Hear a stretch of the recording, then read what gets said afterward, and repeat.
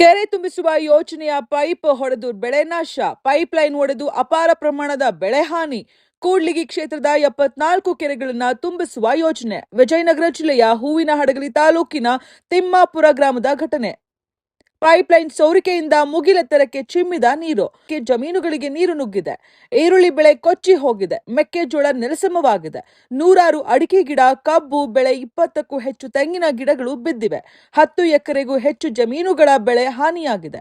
ಮಳೆ ನಡುವೆ ಕಷ್ಟಪಟ್ಟು ಬೆಳೆಸಿದ್ದ ಬೆಳೆಗಳು ಕೊಚ್ಚಿ ಹೋಗಿವೆ. ಇಷ್ಟೆಲ್ಲ ಆದ್ರೂ ಸ್ಥಳಕ್ಕೆ ಬಾರದ ಅಧಿಕಾರಿಗಳು. ಕಳಪೆ ಕಾಮಗಾರಿ ಮಾಡಿದ್ರಿಂದಲೇ ಇಷ್ಟೆಲ್ಲ ಆಗ್ತಿದೆ. ಕೂಡಲೇ ಅಧಿಕಾರಿಗಳು ಕ್ರಮ ಕೈಗೊಳ್ಳುವಂತೆ ರೈತರ ಆಗ್ರಹ. ತೆಂಗಿನ ಗಿಡ 2 ಬೋರ್ನ್ಯಾಗ ಹೋಗಿ ಮಣ್ಣು ಹೋಗಿ ಒಳಗೆ ಕುಂತ್ಕೊಂಡೈತಿ. ಒಟ್ಟೆಲ್ಲ ಹೊಡೆದು ಹೋಗ್ಯಾವ. ನಮ್ಮದಂತೂ ಪೂರ್ತಿ ಭಾಳ ದಾನ್ಲಿ ಆಗೈತೆ ಸರ್.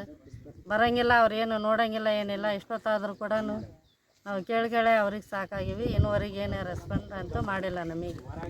ಆಮೇಲೆ ತೆಂಗಿನ ಗಿಡ ಹುಳ್ಳಿಲ್ಲ, ಆದರೆ ಬೇರೆ ಸಮೇತ ಕಟಾಗಿಬಿಟ್ಟವೆ. ಹಳದ ಕಡೆಗೆ ಅದ್ರ ಕಂಪ್ಲೀಟ್ ಹೊಟ್ಟೆಲ್ಲ ಕೊಚ್ಕೊಂಡು ಕಡೆಗೆ ಎಲ್ಲ ಭಯಂಕರ 100 ಅಡಿ ಹೈಟ್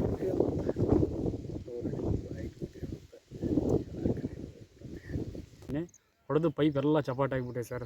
7 ಎಕರೆ 6ರಿಂದ 7 ಎಕರೆ ಉಳ್ಳಾಗಡ್ಡಿ ಇದು ಹೋಗಿದೆ ಸರ್. ಮೆಕ್ಕೆಜೋಳ ಹೋಗಿದೆ ಸರ್. ಒಂದು 2 ಎಕರೆ ಅಷ್ಟು ಉಳ್ಳಾಗಡ್ಡಿ ಹೋಗಿದೆ ಸರ್. ಎಲ್ಲ ನೀರು ಪಾಲಾಗ್ಬಿಟ್ಟೆ ಸರ್. ನೀವು ನೋಡ್ತಿರ್ಬೋದು, ಪೂರ ಚಪಾಟಿ ಅಂದರೆ ಚಪಾಟಿ ಸರ್. ಎಲ್ಲ ಹಳ್ಳ ಪಳ್ಳ ಎಲ್ಲ ತುಂಬಿ ಎಲ್ಲ ಚಪಾಟಿ ಆಗಿಬಿಟ್ಟೆ ಸರ್. ಭಾಳ ಅಂದರೆ ಸಮಸ್ಯೆ ಆಗಿಬಿಟ್ಟೆ ಸರ್ ನಮಗೆ.